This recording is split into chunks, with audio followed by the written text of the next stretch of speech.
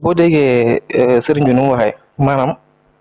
da ngay comprendre lu bare te ma li mais qu'est-ce que la religion a à y voir lan moo si yoonu diine loolu mooy un. Deuxièmement école daara yi ñuy wax ak école franco arabe mais école franco arabe soo fa jàngee ba am sa diplôme soo génnee pour nga dugg si administration Sénégal on ñëpp xam nañ yan problème ngay am. problème yi sérieux ngay am wala sax doo ci dugg. waaw lu tax parce que l'enseignement qui est dispensé n'est pas reconnu par l'État du Sénégal. daara yi nag je n'en parle même pas parce que daara yi kenn du fa jàngale géographie ak histoire l'islam lañ fay jàngale. il faut que nous puissions faire la différence des choses ñu bañ a jaxase mbir yi. L'abbé il a été en fait c'est sa soutane la soutane des premiers missionnaires évangélisateurs de civilisationnistes yoo xamante ne ñoo doon dugg biir Afrique du ñu coloniser yére boobu lañ solal li abbé kese et rien d'autre.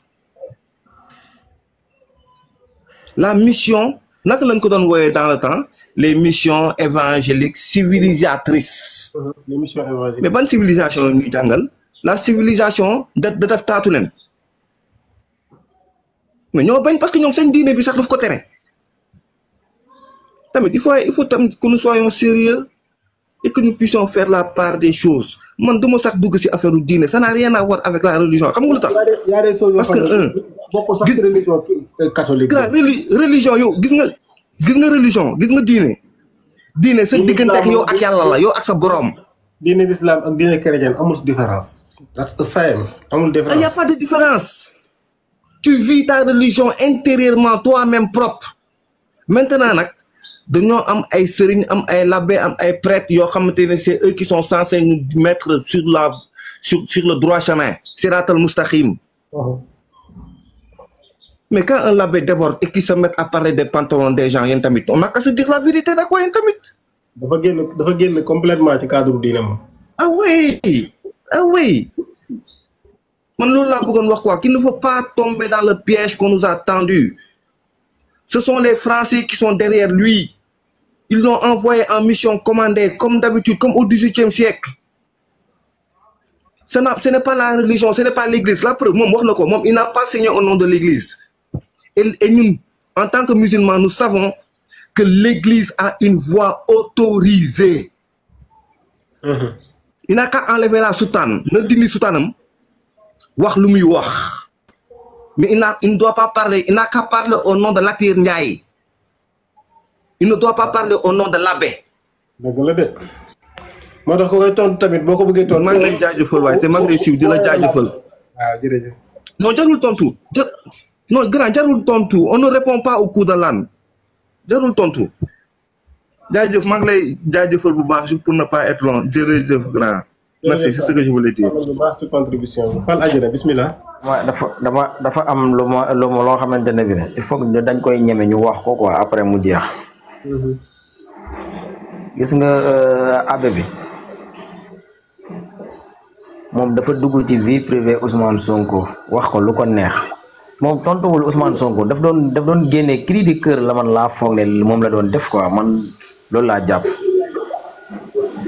dafa wax lu moom lu nekkoon ci xolam la génnee yàq ko wax ko Ousmane Sonko te Ousmane Sonko dafa yor njaboot ñun ñëpp Ousmane Sonko moo ñu njaboote quoi et puis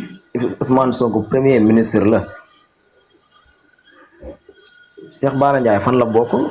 si ñun la bokk non ba mu wàccee yoon ba mu waxee loo xamante ne bi am na patriote si Anjul dañ ko taf futa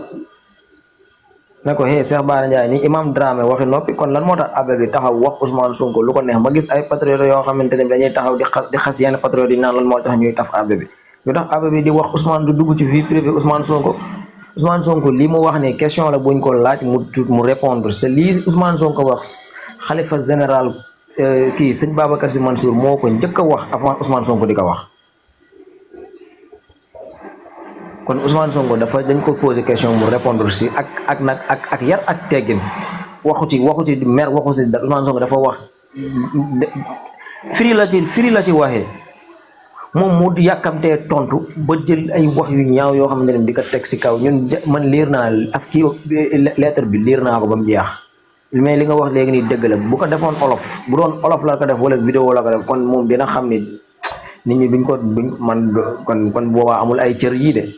parce que fii suñu kilifa yi diine sax buñ waxul buñ si def buñ waxee lu dul yoon ñun dañuy taxaw ne leen lii ak lii ngeen def lii ak lii asant wala nag abbe buñ amee lu leen naqari ci Ousmane Sonko nañ ko réglé ci neneen mais buñ taxaw fi ci réseaux sociaux yi di wax lu leen neex wala di def lu leen neex Ousmane Sonko ñun loolu duñu ko nangu Ousmane Sonko dafa yor njaboot te àdduna moo ko yaakaar instant yi toll nii ñu nag rafetu woon nañ nag moom mu ñëwee neneen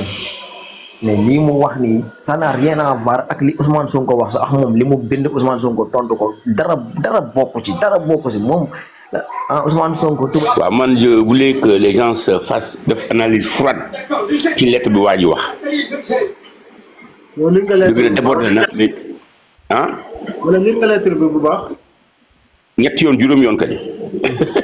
mën nga koo faram moo tax ma dugg ci la. pour ñi nga xamante ne jotuñ koo leer nga déglu boobu ba léegi si ndax am nañu su ma ko bëggee faram-fàccee day gudd quoi mais dama leen ne il a débordé parce que un petit questionnement nu ko waa ji waxee sànq moom il a répondu durement profité ci waxal li nekk ci xolam te je crois que loolu jaru ko woon beneen bi mooy man patriote la comme ñëpp pur et dur na gaa yi dal xam ne du waxu église moom individuellement moo tontu parce que lii lu muy jur mooy ñun tamit suñu diine il y a des imams qui débordent am nañu imam yoo xam ne dañuy déborder franchement il faut le dire waaw pour la première fois église bi débordé benn élément église bi débordé lu ñu leen mën a wax aussi ñu yaru lañu ñu tee lañu ñu discret lañu dëgg ma ne loolu laa moom mooy wax quoi que gars yi nañu bu ñu jël wax ji ak passion di tiraillement tontu bu ñagas non c'est pas comme ça le gars a débordé xam na ne débordé na benn du église moo wax moom moo wax il a sorti ce qu'il peut avait gardé dans son cœur tous nous on a compris voilà et maintenant il faut positiver waxam mooy lan suñu patron Pastef yi Ousmane Sonko ak ñeneen nañ jël wax jooju li ci négatif jéem ko rendre positif pour bu mu amati quoi maa ngi leen di gërëm di leen sant quoi merci beaucoup. xamante ni jafewul parce que nit ñi toujours bu ñuy gis benn mbir dara boo ko gisee da ngay xool ci forme bi xool ci fond bi quoi parce que boo déggee sëriñ bi nu mu waxee maanaam da ngay comprendre lu bare te man li muy wax toujours depuis avant ba ñuy xeex 2021 jëm 2024 laa leen am na xeex boo xamante ni mi ngi ñëw même bu ñu toogee am na xeex bu gën a metti parce que dafa am Sonko dafa am fu mu laal te foofu mu laal neen damay wax toujours moo gën a dangereux lépp loo gis man toujours dama koy wax dam naa ne gis nga li jëm suñu kanam moo gën a metti téeméer junne 2021 2024 te lii nii boo seetloo ci diine sànq yaa ngi koy wax musulman dëgg dafa war a xam ni dafa war a gëm yonti yàlla Isaa parce que dafa bokk ci ponk gëm yàlla yi dañu la carrément da nga war a gëm yonent yëpp kon léegi il faut ñu comprendre une chose loolu du débat bi maanaam toujours gis nga lii nii day am toujours lu nekk ci gannaaw te dama bëgg maanaam du ma ni patriote sénégalais yëpp nañ taxaw jeunesse bi yëpp nañ taxaw te xam ne am na yeneen yuy ñëw parce que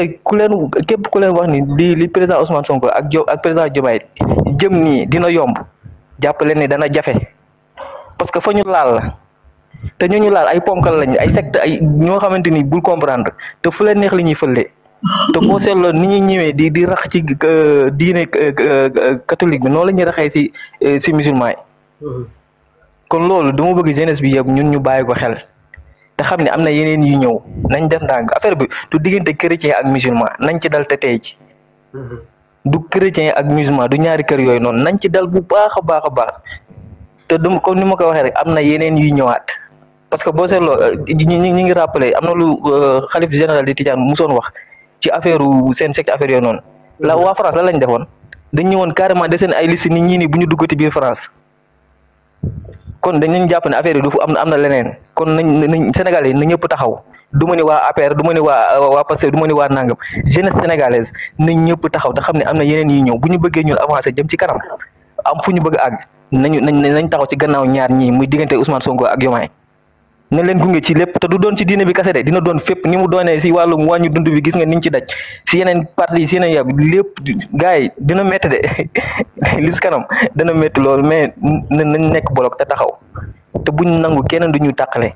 waaw fii Sénégal nii la mës a bindoo muy murit ak tijaan xaaral la ay chrétien diine chrétien ak diine musulman si bokk yam mais fi may invité gars yi jeunesse bi rek mooy nañ taxaw